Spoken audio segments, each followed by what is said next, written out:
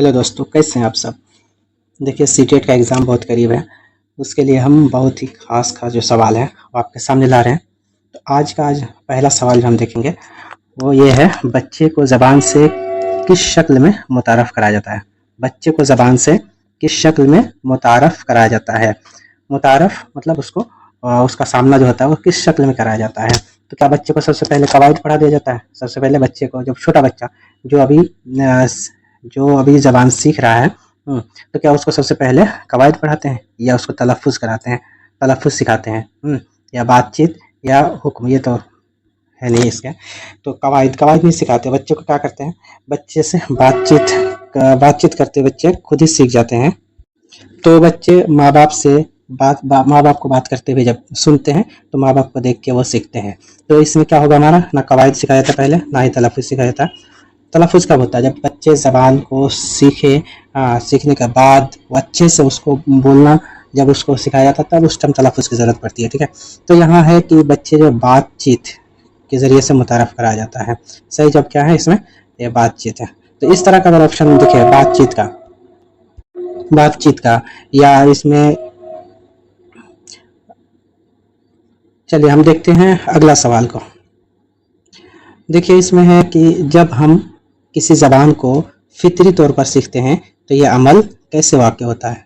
फितरी तौर पर यहाँ क्या कहा जा रहा है, कोई भी जो ज़बान को फितरी तौर पर सिखाया जाता है तो यह अमल कैसे वाक़ होता है। कैसे वाक़ होता है, मुअस्सिर तरसील पर तवज्जो देकर, बिल्कुल नहीं।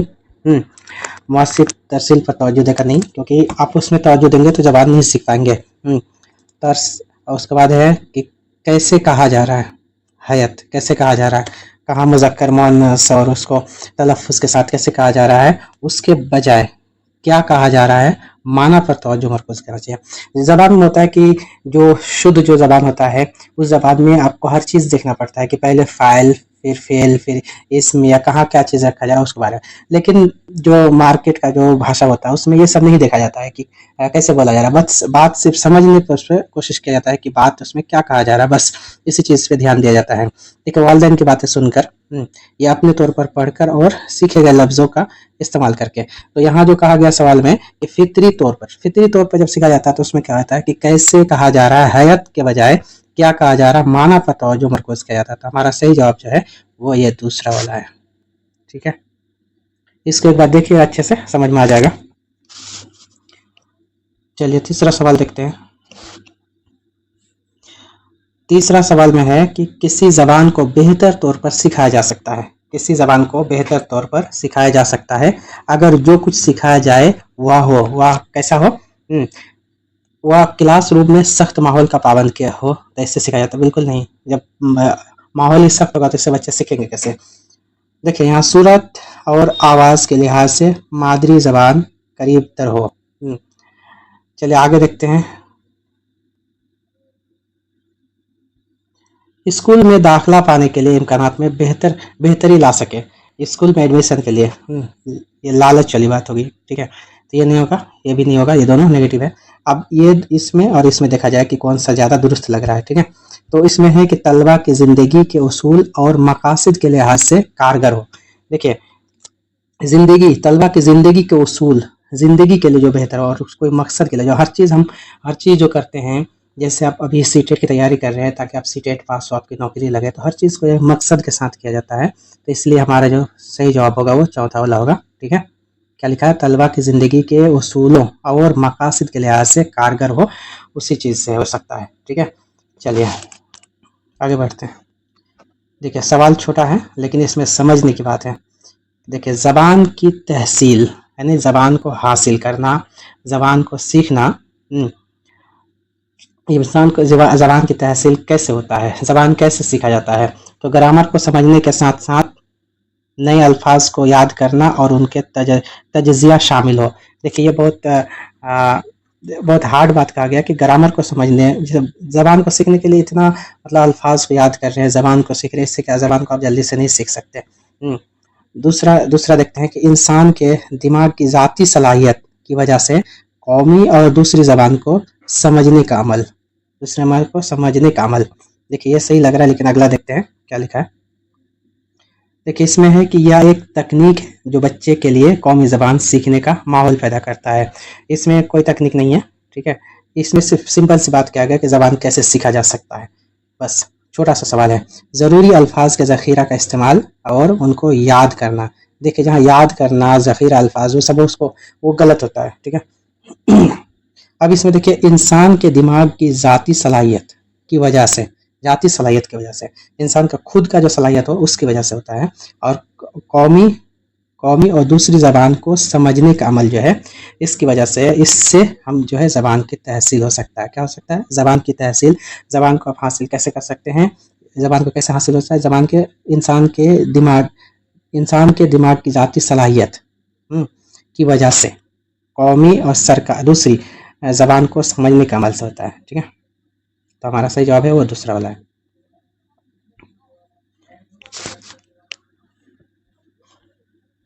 चलिए 5वें नंबर में क्या लिखा है कि ज़बान की आमोजिश के दौरान एक नाजुक वक्त होता है। ज़बान की आमोजिश के दौरान एक नाजुक वक्त होता है। वो कौन सा वक्त होता है नाजुक वक्त? ठीक है, तो देखिए क्लास में तफ़हीम की जांच से पहले का वक्त, क्लास में तफ़हीम की जांच से पहले का वक्त, किसी ज़बान का मंसूबा तैयार करने का सबसे अच्छा वक्त, या एक ख़ास वक्त जब तलबा की अमली ज़बान इस्तेमाल करने से दूर हो जाते हैं। चौथा क्या लिखा है? चौथा है कि जिस वक्त ज़बान किसी दूसरे दौर के मुकाबले में जल्दी सीखी जा सकती है। तो इसका सही जवाब कौन सा है? क्या कहा जा रहा है सवाल में?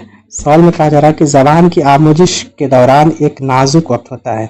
एक नाजुक वक्त होता है क्लास में तफ़हीम की जांच से, ये भी नहीं लग रहा है, ठीक है। किसी ज़बान के मंसूबा तैयार करने का सबसे अच्छा वक्त, ये भी सवाल से ताल्लुक़ नहीं लग रहा, ठीक है। एक ख़ास वक्त जब तलबा अमली ज़बान इस्तेमाल करने से दूर हो जाता है। देखिए जब कोई तलबा जो है अमली अपनी जो है ज़बान को इस्तेमाल नहीं करता है तो वो एक नाजुक वक्त होता है। जब ज़बान को इस्तेमाल नहीं करेंगे तो वो ज़बान आप उसको अच्छे से सीख नहीं सकते। ज़बान को इस्तेमाल करेंगे तभी आप ज़बान को सीखेंगे। आप चाहे कवायद सीख लीजिए या अल्फाज का ज़ख़ीरा हो जाए आपके पास, लेकिन जब तक आप ज़बान को इस्तेमाल नहीं करेंगे ज़बान को नहीं सीख सकते। चलिए देखिए कौन सा आमोजिशी इलाका गौर व फिक्र के अमल को बढ़ाता है? देखिए गौर व फिक्र के अमल को बढ़ाता है कौन सा? देखिए याद करना, अगर आप याद कर लेंगे ढेर सारी चीज़ तो आपका गौर व फिक्र बढ़ेगा। ऐसा तो नहीं लग रहा कि ज़्यादा याद है तो गौर व फिक्र बढ़ेगा, ठीक है। जो याद है चीज़ है वही रहेगा आपके पास। समझ, देखिए समझ, अगर आप हर चीज़ को समझते हैं तो आपका गौर व फिक्र बढ़ सकता है, देखिए, ठीक है। अंदाज़ा कदर, अंदाज़ा कदर तो लास्ट में होता है, जैसे आप सब कुछ कर लिए, सीख लिए, समझ लिए, उसके बाद अंदाज़ा कदर करेंगे, ठीक है। एक है इतलाक, यहाँ तो समझ जो है ये सही हो सकता था अगर इतलाक नहीं होता।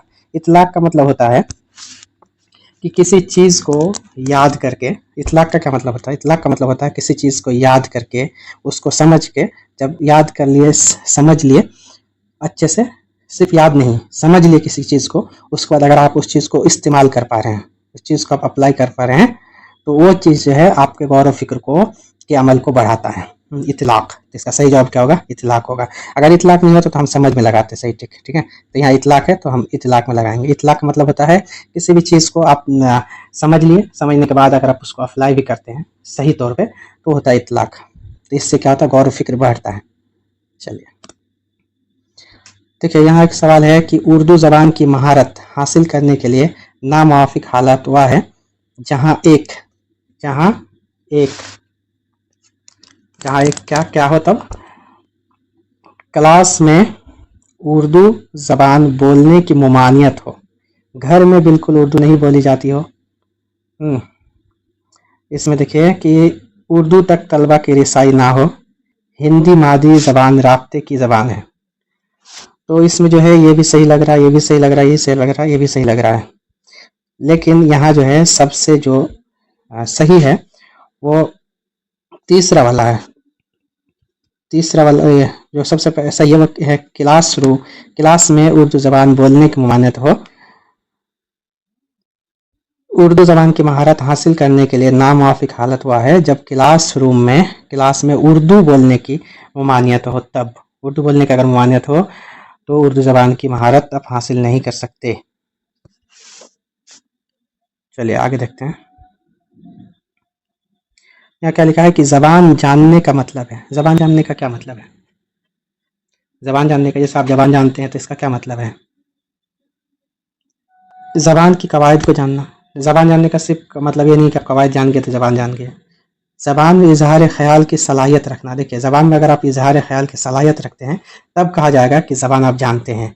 चलिए, और ऑप्शन क्या है? ज़बान के सारे अल्फाज का इल्म, सही से लिखना। अगर आप सारे अल्फाज का इल्म अगर आपके पास रहे, या अगर आप सही से लिख ले रहे हैं, या सब कवायद आप जानते हैं, तो इससे आप ज़बान नहीं, इसका मतलब ये नहीं कि आप ज़बान सीख गए। ज़बान सीख गए इसका मतलब है कि ज़बान में इज़हार ख़याल की सलाहियत, जैसे आप अपनी बात को दूसरों तक पहुँचा सकते हैं, दूसरी बात को आप सुन के समझ सकते हैं, तब होगा ज़बान जानने का मतलब। चलिए आगे देखते हैं।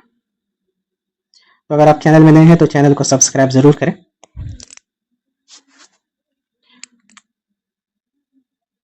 यहाँ क्या है कि अगर कोई बच्चा अपनी मादरी ज़बान में बहुत ही तेज़ ढंग से पढ़ता है तो, अगर अपनी मादरी ज़बान में पढ़ता है तो क्या है? चलिए इसका ऑप्शन देख लेते हैं। वह बहुत सी ज़बानों में पढ़ और लिख सकता है। या मादरी ज़बान की कहा तो इसमें बहुत सारी ज़बान में कैसे पढ़ और लिख सकता है। वह बेहतर ढंग से पढ़ सकता है लेकिन अपनी मादरी ज़बान में लिख नहीं सकता।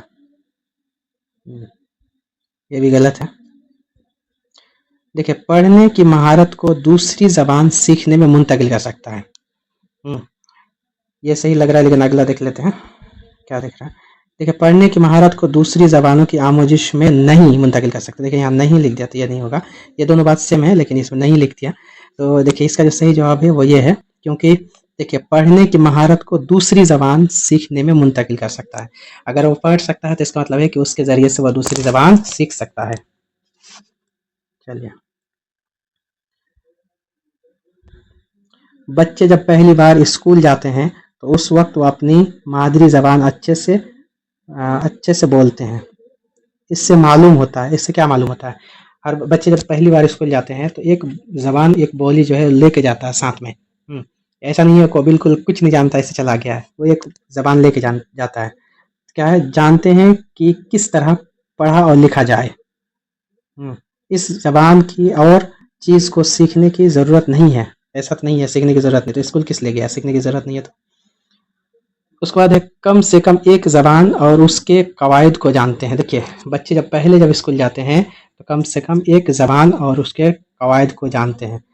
एक ज़बान की तमाम महारतों में मुकम्मल तौर पर सीख चुके, नहीं मुकम्मल तौर पर, ऐसा कोई नहीं है जो मुकम्मल तौर पर हर चीज़ को जानता हो। ठीक है, तो यहाँ क्या पता चल रहा है कि कम से कम एक ज़बान और उसके कवायद को जानते हैं। कवायद मतलब हल्का फुल्का कवायद, ज़बान को कैसे बोला जाए उसको। हर बच्चा एक ज़बान लेके स्कूल जाता है।